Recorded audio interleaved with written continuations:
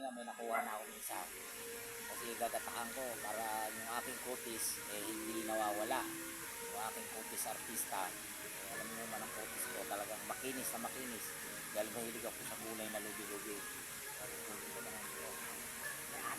Bali 3 piraso ko. Yan siya ako.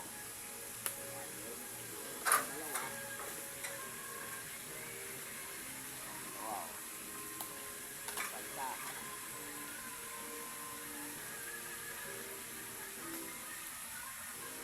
May pang-ulam na mamaya. Bahala na kung anong magawa nito. Kasi dito lang paligid namin ito buko. Ano magawa nito? Pwede gisahin, pwede gataan. Pag ginataan naman, lalagyan ko ng 10 nyog.